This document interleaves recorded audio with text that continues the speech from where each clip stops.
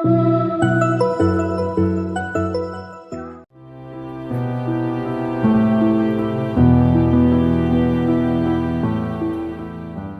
नाम की स्तुति और महिमा हो। परमेश्वर ने एक और बार हमें इस समय को दिया है। हम जरूर, परीक्षा जरूरी है, साथ साथ में परमेश्वर इसलिए कि हम एक दूसरे को जाने, इसमें भागीदार कौन कौन होते हैं, इसलिए भाई ने बताया है। और हमें ये समझना है कि जो हम इन दिनों में सीख रहे हैं ये सबके लिए है।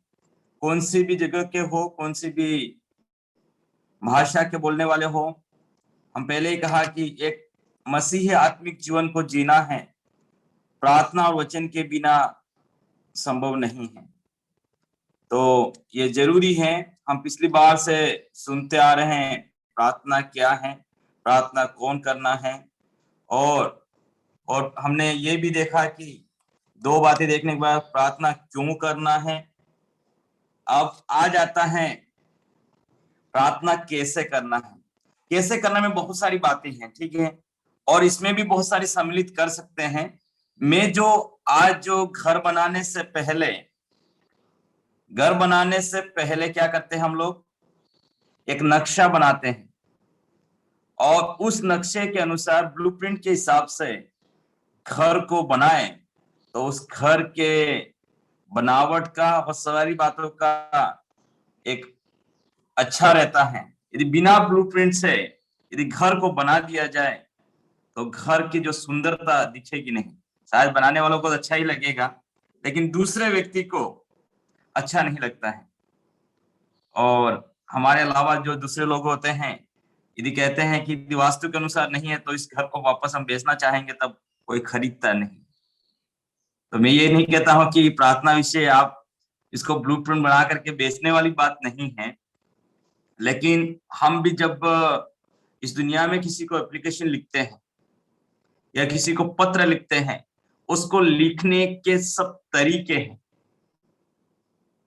बिना तरीकों से यदि हम करते हैं तो वो सिस्टमेटिक नहीं लगता है। तो हमें सही रीति से उस कार्य को करने के लिए जब प्रभु यीशु मसीह के पास में उसके शिष्य आकर के कहा कि हमें प्रार्थना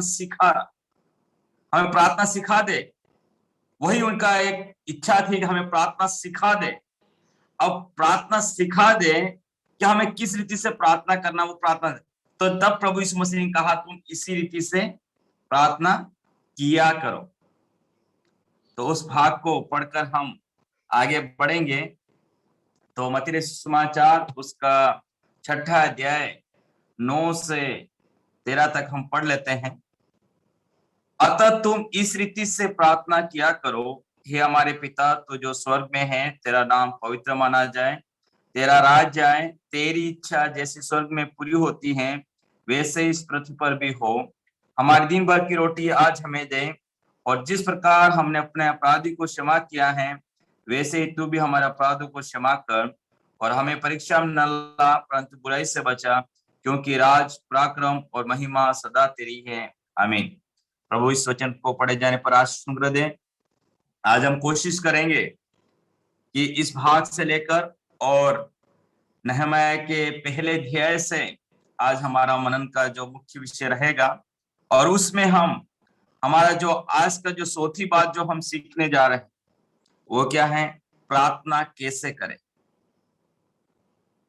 तो बहुत सारी आपके पास भी होगा कि प्रार्थना कैसे करना है।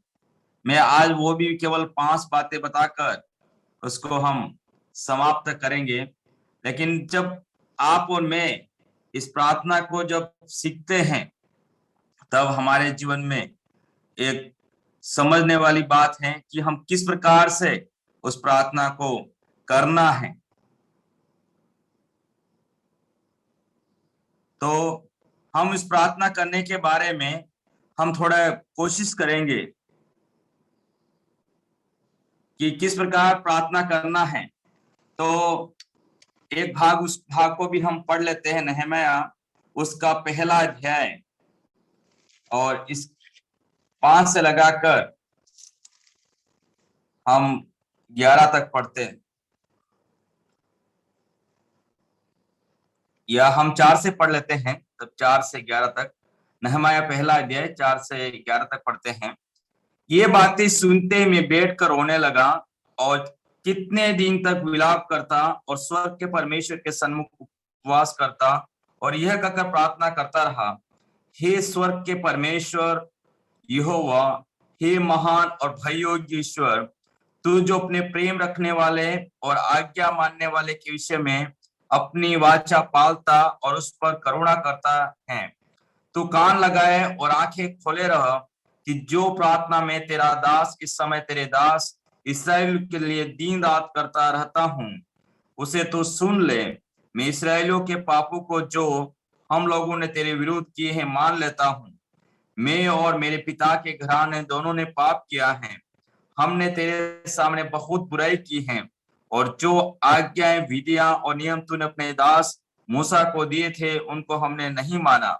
उस वचन की सुधि ले जो तूने अपने दास मूसा से कहा था, यदि तुम लोग विश्वासघात करो तो मैं तुमको देश देश के लोगों में तितर बितर करूंगा, परंतु यदि तुम मेरी ओर फिरो और मेरी आज्ञाओं को मानो और उन पर चलो तो चाहे तुम में से निकाले हुए लोग आकाश की छोर में भी हो तो भी मैं उनको वहां से इकट्ठा करके स्थान में पहुंचाऊंगा जिसे मैंने अपने नाम के निवास के लिए चुन लिया है।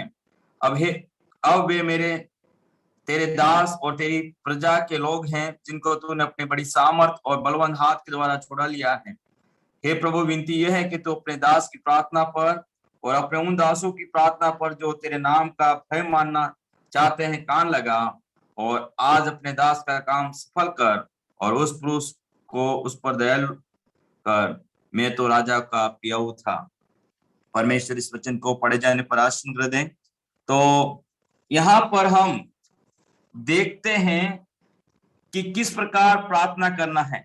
यहाँ पर जैसे हमने विषय रखा कि कैसे प्रार्थना करें, तो या किस प्रकार से प्रार्थना करना, यहाँ पर जो ब्लूप्रिंट जो परमेश्वर के वचन में दिए गए हैं, मैं आपको इसी रीति को बताने की कोशिश करूंगा और हम समझेंगे कि किस प्रकार परमेश्वर हमारे द्वारा उस प्रकार प्रार्थना करना चाहता है। तो पहली बात है, जब हम प्रार्थना करते हैं तब हमें जो मत्ती रचित सुसमाचार उसके 6 अध्याय और 9 और 10 में हमने पढ़ा था, वहां लिखा था, हे हमारे पिता तू जो स्वर्ग में है, तेरा नाम पवित्र माना जाए, तेरा राज जाए, तेरी इच्छा जैसे स्वर्ग में पूरी होती है वैसे इस पृथ्वी पर भी हो। तो और हमने नहमाया में पढ़ा, इन दोनों जगह से पढ़ने से हमें जो समझ में आता है, आराधना जो प्रार्थना का जो पहला भाग है वो परमेश्वर आपसे और मुझसे जो चाहता है, हमारी प्रार्थना आराधना के साथ शुरू होना चाहिए। आराधना के साथ हमें प्रार्थना करना है, परमेश्वर की बड़ाई करते हुए, परमेश्वर की तारीफ करते हुए, परमेश्वर की इज्जत करते हुए प्रार्थना करना है। कभी कभार ये जरूरी है कि हम सीधे प्रार्थना जो हमारी बात है वो तुरंत हम रख करके समाप्त कर देते हैं, लेकिन परमेश्वर ने जो वचन में जब प्रार्थना सिखाने की बात आई, तब प्रभु यीशु मसीह ने अपने शिष्य को प्रार्थना सिखाई। तब यही परमेश्वर के गुणों का बखान करने के लिए, परमेश्वर का आदर सम्मान करने के लिए, परमेश्वर की इज्जत करने के लिए पहले हमें मौका प्रभु ने दिया। तो हमारी प्रार्थना कैसे करना है, उसमें पहली बात है, हम जब प्रार्थना करते हैं हम आराधना के साथ हमें शुरू करना है। हमें परमेश्वर की आराधना के साथ शुरू करना है, परमेश्वर के गुणों का बखान करते हुए परमेश्वर की महिमा करना है। हमें जानना है कि हमारा परमेश्वर कौन है।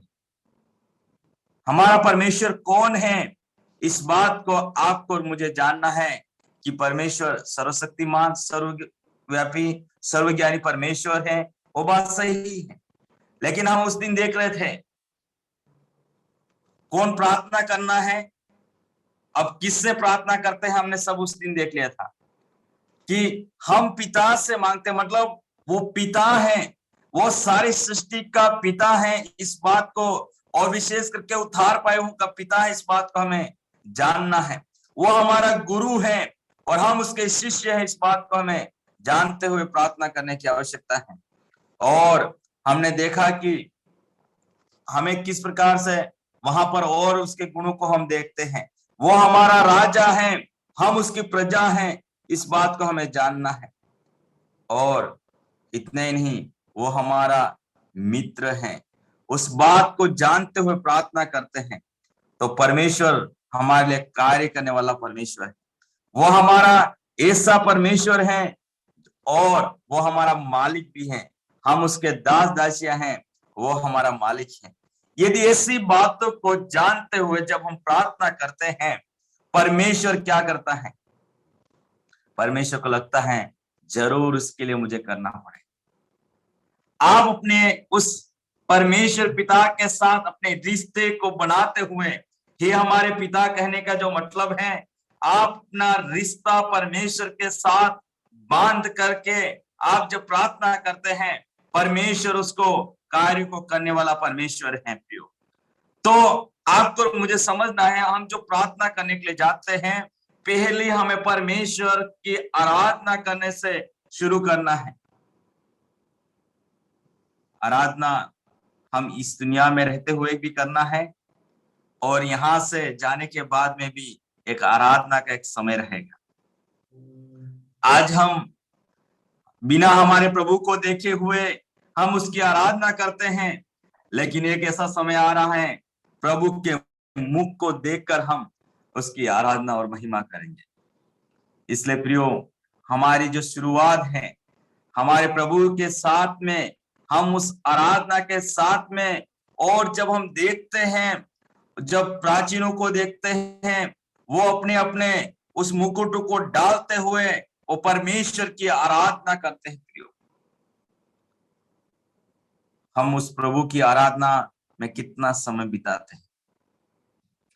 हम फटाफट हमारी प्रभु आज हमें संभालना, प्रभु हमें आज ये करना वो करना, और हम अपने समय को बस फटाफट बंद करके यहां से चलना के शुरू करते हैं।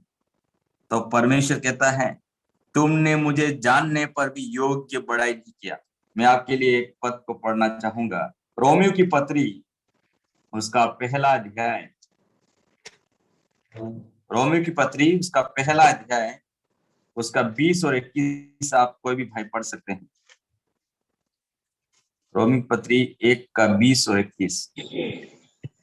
उसके अनदेखे गुण अर्थात उसकी सनातन सामर्थ और परमेश्वर जगत की सृष्टि के समय से उसके कामों के द्वारा देखने में आते हैं, यहाँ तक कि वे निरंतर है।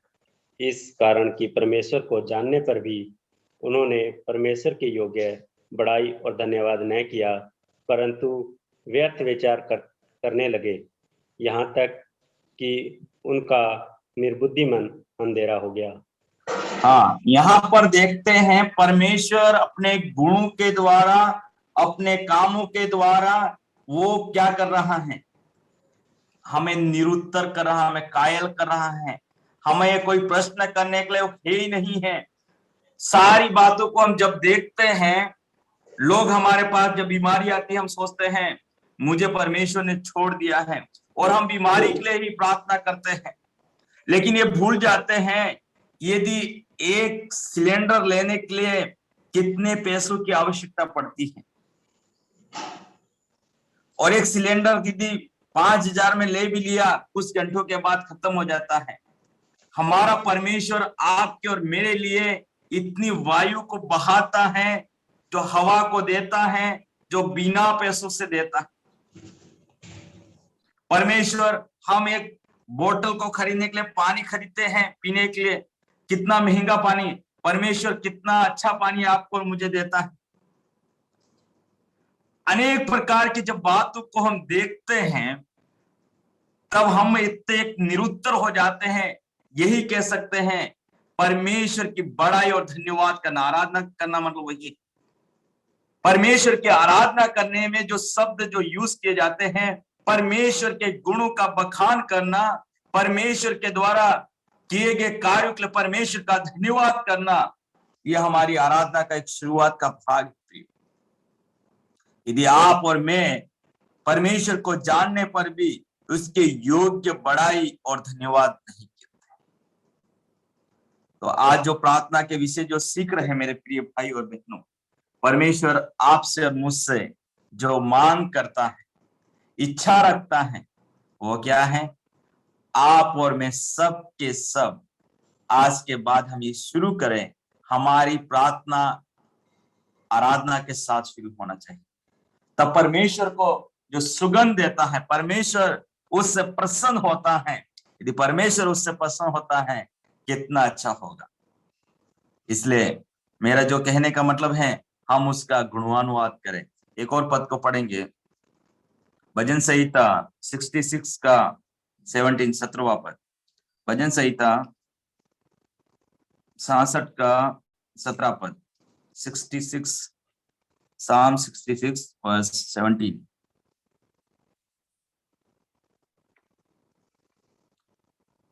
मैं पढ़ूंगा आपके लिए।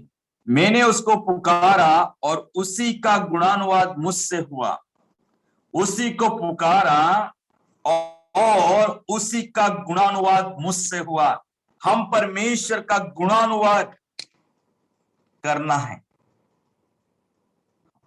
यदि हम परमेश्वर के गुणों का बखान करते हैं, आपकी और मेरे अंदर जो परमेश्वर की आराधना का भाव जब हमें प्रकट हो जाता है, ये मानते हैं आराधना परमेश्वर को देने का है, ना कि लेने का है। जब हम आराधना में परमेश्वर को हम कुछ चढ़ाते हैं, तब जाकर के हम परमेश्वर से कुछ प्राप्त करने की भी एक इच्छा को रखते हैं। लेकिन हमेशा हम मांगने वाले नहीं, हम परमेश्वर को देने वाले बनने के लिए प्रभु हमसे मांग करता है। तो प्रियो, पहला पॉइंट था हमारा, आराधना के साथ प्रार्थना करना है। आज से मेरे सुनने वाले भाई और बहनों, हमें परमेश्वर की आराधना में उस समय को हमें बिताना जरूरी है। आराधना के साथ हम प्रार्थना करें। अब दूसरी बात आती है पाप का अंगीकार। दूसरी बात जो आती है, पाप का अंगीकार। नहमाया ने जैसे किया गया, हम नहमाया 1 के 6 और 7 में हमने पढ़ा था, और वहां पर किस प्रकार उसने, नहमाया ने प्रार्थना किया। वहां पर देखते हैं, वो कहता है, तेरे दास मैं इस्राएलियों के पापों को हम लोगों ने तेरे विरोध किए मान लेता हूं, और मेरे पिता के घराने ने भी पाप किया है, और हमने तेरे सामने बहुत बुराइयां की हैं, और जो आज्ञा ने तूने अपने दास को दिया था हमने नहीं माना है। प्रियो, पाप का अंगीकार करना, पापों को हमारे जीवन में इस दुनिया में रहते हुए कई बार हमारे सोचने से, विचारने से, करने के द्वारा जो पाप हमारे अंदर आते हैं, और वो पाप परमेश्वर के साथ में क्या हो जाते हैं, वो परमेश्वर के साथ हमारा जो रिश्ता है वो टूट जाता है।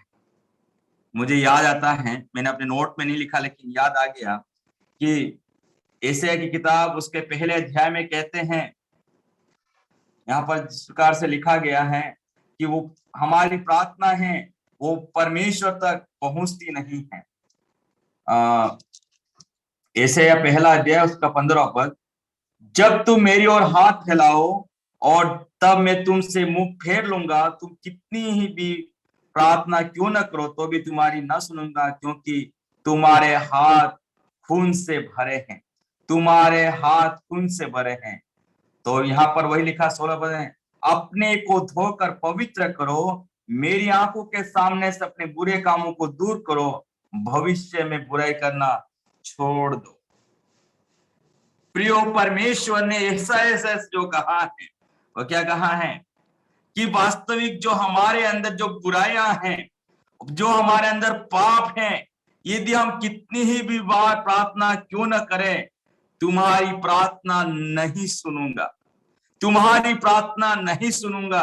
प्रियो, हम ये नहीं है कि एक बार हमने प्रभु यीशु मसीह को ग्रहण कर लिया, हम हमेशा के लिए पाप से बच करके रह गए हैं।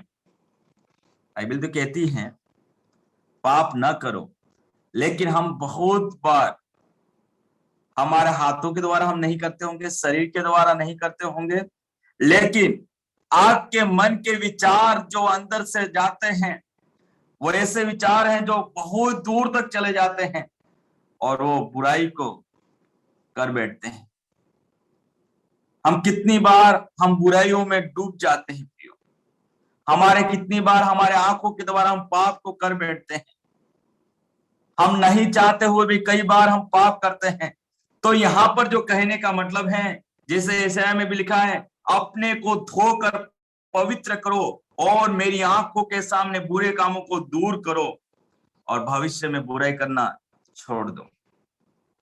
तो हमें जो जो जरूरत है, नहम्याह ने भी प्रार्थना किया। क्या प्रार्थना किया? वास्तविक देखा जाए नहम्याह ने कोई पाप नहीं किया था उस प्रकार से, और उसके पिता के घराने को, लेकिन वो कहता है हम सब इसराइलियों ने पाप किया है। वो सब इसराइली लोगों के लिए प्रार्थना कर रहा था, इसलिए उसके मन में था कि हमारे जो प्रार्थना परमेश्वर तक पहुंचने में जो रुकावट का जो मूल कारण है वो क्या है? पाप है। तो हमारे जो रिश्ता परमेश्वर के साथ, हमने जैसे उस समय भी पढ़ा था, तेरा नाम पवित्र माना जाए।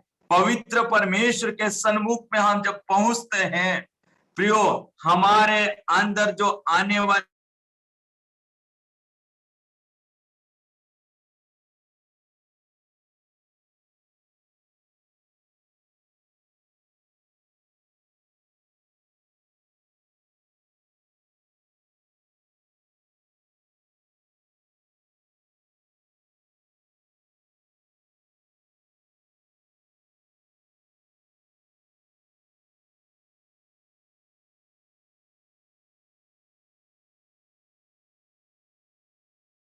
पाप का अंगीकार जरूरी है।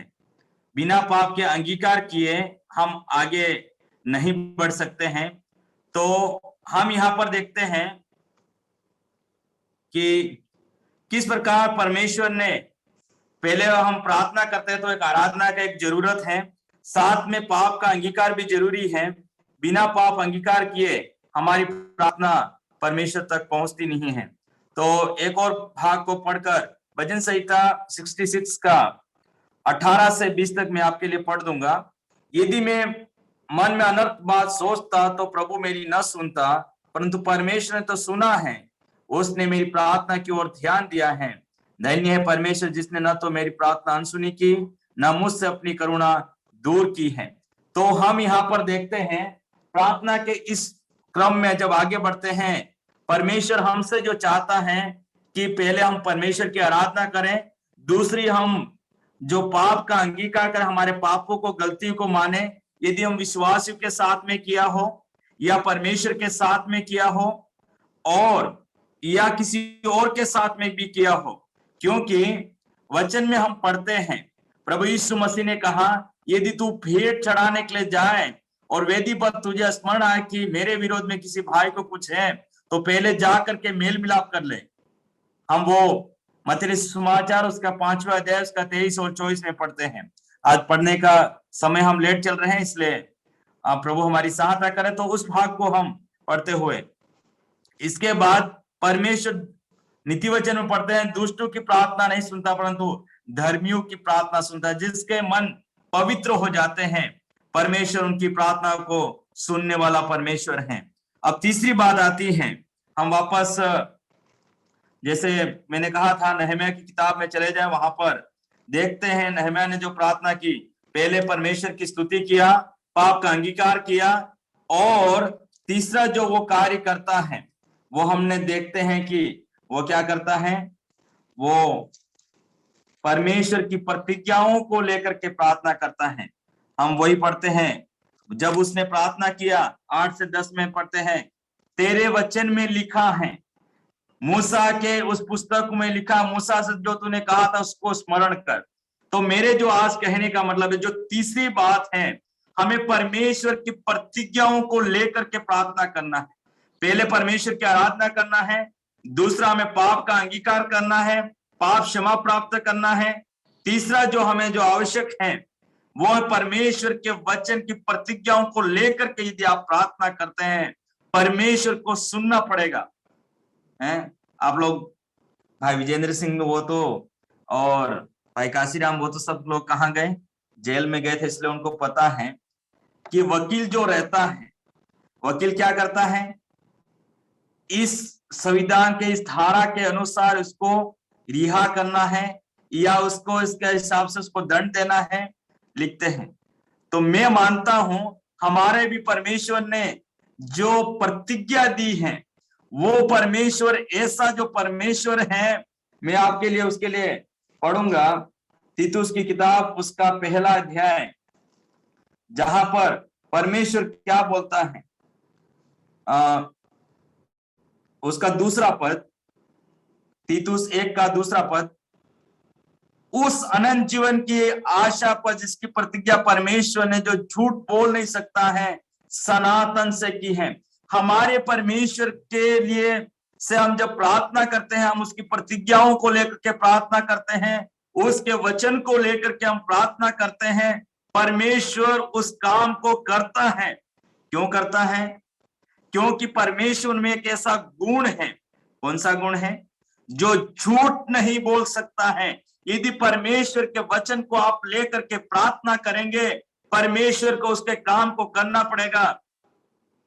हम जैसे इर्मिया उसके 33 के 3 में जैसे पढ़ते हैं, क्या पढ़ते हैं? मुझसे मांग, मैं तेरी सुनकर बड़ी बड़ी और कठिन बातें बताऊंगा जो तू नहीं समझता है।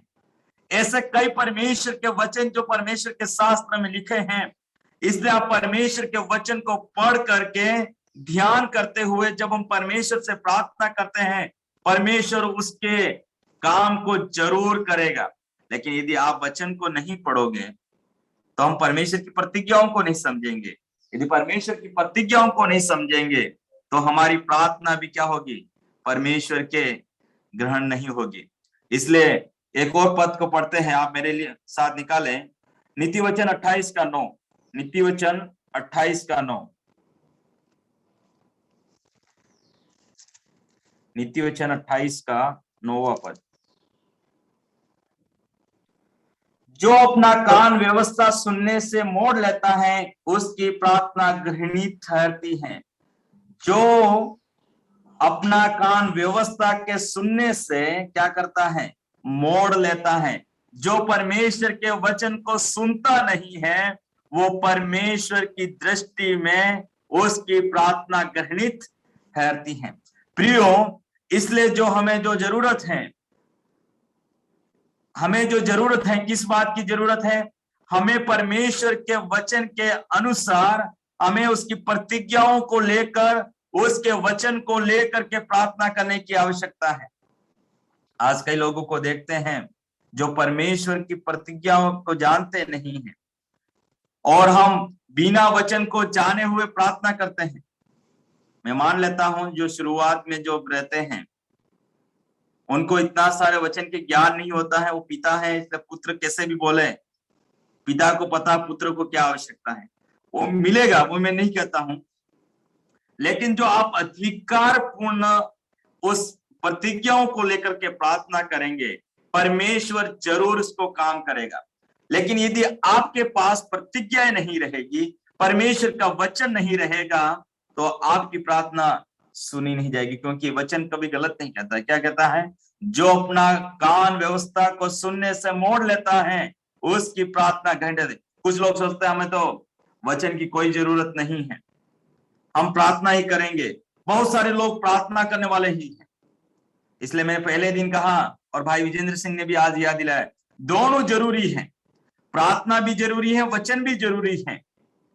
यदि आप वचन को नहीं जानते हो तो परमेश्वर जो अधिकार दे रखे हैं, उन अधिकारों को आप नहीं जानोगे। और यदि अधिकारों को जानोगे, पिता से कहोगे ये आपका अधिकार के क्षेत्र में ये आपने कहा था, और आप उससे मांगोगे, परमेश्वर को उसको देना है। अब आता है चौथी बात। हम वापस मत्ती रचित सुसमाचार उसके 6 अध्याय में 11वें पद में क्या पढ़ते हैं? तू हमारे दिन भर की रोटी आज हमें दे। तो इसके बाद आपने परमेश्वर की आराधना किया, पाप का अंगीकार किया, मेल मिलाप कर लिए परमेश्वर से और सहविश्वासियों से, दूसरों के साथ हो जो अनर्थ बात हो सबको निकाल दिया, परमेश्वर की प्रतिज्ञाओं को लेकर के आपने प्रार्थना किया, चौथी बात क्या आ जाएगी? आप अपने प्रार्थना विषय को रख सकते हैं। आप अपने प्रार्थना विषय को परमेश्वर के सन्मुख में रख सकते हैं। लेकिन जब आप प्रार्थना के विषय को जब रखते हैं, परमेश्वर ने अनुमति दी है, आप जो मांगो परमेश्वर, और वहां पर भी देखते हैं नहम्याह 1:11 में भी उसने कहा, तेरे दास जो प्रार्थना करा उस प्रार्थना को सुन ले, मेरे काम को सफल कर। क्या नहीं किया? बहुत लंबे तक प्रार्थना करने के बाद वो राजा के सन्मुख में जो उपस्थित हो गया, और जब राजा ने देखा कि उसका मुंह उतरा हुआ है, उससे पूछा, तेरा मुंह क्यों उतरा हुआ, तुझे क्यों उदासी छाई हुई है? और वहां पर भी वो प्रार्थना करते हुए राजा उससे कहता है, पहले अपने मन में प्रार्थना कर लिया, घुटने नहीं टेके होंगे, आंखें भी बंद नहीं की होगी, लेकिन मन में प्रार्थना कर लिया, फिर राजा को जवाब दिया। जब राजा ने जवाब दिया, सारे रास्ते खुल गए। क्यों? वो इसी क्रम से चला, परमेश्वर की स्तुति किया, पाप का अंगीकार किया, परमेश्वर के शास्त्र का अधिकार के उस प्रतिज्ञा के वचन को लेकर के प्रार्थना किया, इसके बाद अपने विषय को रख दिया। जब विषय को रख दिया, परमेश्वर ने उस काम को किया। मेरे कहने का मतलब है, हम जो भी विषय परमेश्वर के सन्मुख में रखते हैं, यहाँ पर दिन भर की रोटी का मतलब यही रोटी नहीं है। हमारे दिन भर की तमाम आवश्यकताएं हो, शारीरिक हो, भौतिक हो, आत्मिक हो, सारी बातों के लिए प्रार्थना करने के लिए हम परमेश्वर से करते हैं। शायद आपके उधर करते या नहीं करते पता नहीं है, हमारे कुछ पहले के लोग यही प्रार्थना करते हैं। क्या करते थे? रविवार के दिन ये प्रार्थना करते थे, परमेश्वर हमें पूरे सप्ताह भर की रोटी आज हमें दिया है, सप्ताह भर के लिए संदेश को आज सुना दे। क्या प्रार्थना सही है? नहीं। परमेश्वर चाहता है एक शरीर से मनुष्य को जिंदा रहने के लिए प्रतिदिन की भोजन की आवश्यकता है, उसी रीति से आत्मिक रीति से जिंदा रहने के लिए प्रतिदिन आत्मिक भोजन की भी आवश्यकता है। तो मेरे कहने का मतलब है, आप आत्मिक बातों के लिए प्रार्थना करें तो भी डेली के करने की आवश्यकता है। भौतिक बातों के लिए आप प्रार्थना करते हैं, डेली की आवश्यकता है। आप शरीर में जिंदा रहने के लिए शरीर की आवश्यकताओं के लिए प्रार्थना करना है, उसको डेली के लिए करना है। तो परमेश्वर चाहता है हम डेली के डेली प्रार्थना करें। और पहला यूहन्ना उसका 5वां अध्याय उसके 14 और 15 में पढ़ते हैं, वहां पर लिखा गया है, हम परमेश्वर की इच्छा के अनुसार मांगना है। परमेश्वर की इच्छा के विपरीत में प्रार्थना करने के लिए परमेश्वर का वचन हमें अनुमति नहीं देता है। इसलिए प्रियो, हमें परमेश्वर के वचन के अनुसार, परमेश्वर की इच्छा के अनुसार हमें प्रार्थना करना है। तब परमेश्वर हमारे लिए कार्य करने वाला परमेश्वर है। वही परमेश्वर हमारे लिए हमारी विनती को सुनने वाला है। नहम्याह की प्रार्थना को सुना, कई परमेश्वर के भक्तों की प्रार्थना को परमेश्वर ने सुन लिया है। आज हमारी भी प्रार्थना परमेश्वर सुनेगा। दिन भर की आवश्यकताओं के लिए हमें, जैसे लूका में पढ़ते हैं, आज की रोटी देने के लिए हमें प्रतिदिन के भोजन की आवश्यकता है। प्रतिदिन हमारी जरूरतें हैं। हम कल के बारे में प्रार्थना करने के लिए नहीं कहा गया है, आज की आवश्यकताओं के लिए प्रार्थना करना है। और परमेश्वर क्या करेगा? उन आवश्यकताओं को लेकर के जब हम प्रार्थना करते हैं, प्रभु जरूर करेगा। और अब अंतिम बात, आपको 5वीं बात में बता करके इसको समाप्त करूंगा। हमारे समय के अनुसार समय पूरा हो गया, फिर भी भाई ने 5 मिनट दिए हैं, और उसको हम वापस मत्ती सुसमाचार उसका 6ठा अध्याय और उसका 13वें पद को पढ़ते हैं। कोई भी भाई पढ़ लीजिए, मत्ती 6 का 13वां पद। और हमें परीक्षा में न लाना, परंतु बुराई से बचा, क्योंकि राज्य और पराक्रम और महिमा सदा तेरी ही है। आमीन। ओके, इस कोष्टक में जो लिखा है उसी को मैं बताना चाहता हूं। क्योंकि राज, पराक्रम, महिमा सदा तेरी है। आमीन। तो परमेश्वर के जो 5वां जो बात है, संपूर्ण रीति से परमेश्वर के ऊपर निर्भर हो जाना। बस राज, पराक्रम, महिमा सदा तेरी है, मतलब उसके जो कहने का मतलब है, तुझे छोड़ करके हम कोई भी इस योग्य नहीं है। तू ही है जो मेरी प्रार्थना का उत्तर दे सकता है, तू ही है जो मेरे लिए कार्य कर सकता है।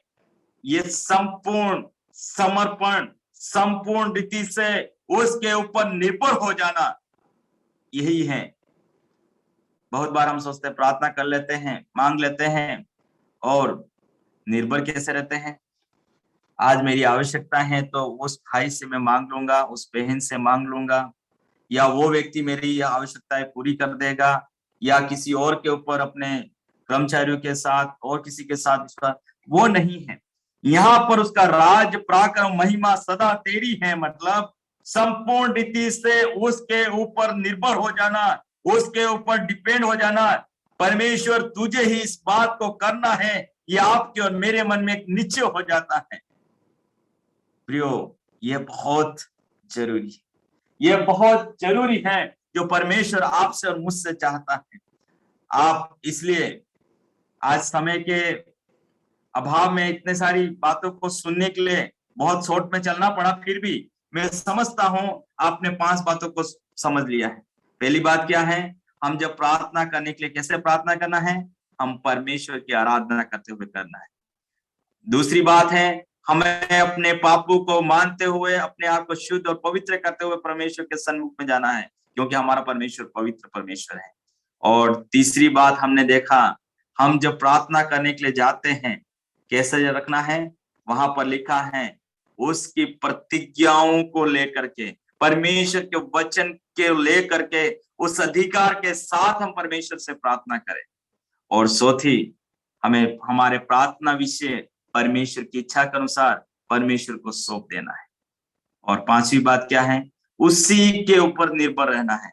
प्रभु तुझे ही करना है, तू ही है जो, तेरा ही वास्तविक पराक्रम, राज, महिमा सब तेरा ही है, और कोई किसी को हम देने वाले नहीं है, और तू ही है, इसलिए तू इस काम को करना है। तो जरूर परमेश्वर क्या करेगा, हमारी प्रार्थना को सुनेगा, उत्तर देगा। आज कुछ समय हमारे से ले लिए गए हैं, परंतु मैं समझता हूँ आपको प्रभु ने समझने के लिए, मुझे भी समझाने के लिए, उसमें बहुत सारा डिस्टर्ब्स हो गया, फिर भी प्रभु हमारा योग्य है, जो बात पहुंचाना था वो आप तक पहुंच गई। प्रभु इस वचन के द्वारा आप सबको आशीष और अनुग्रह दे।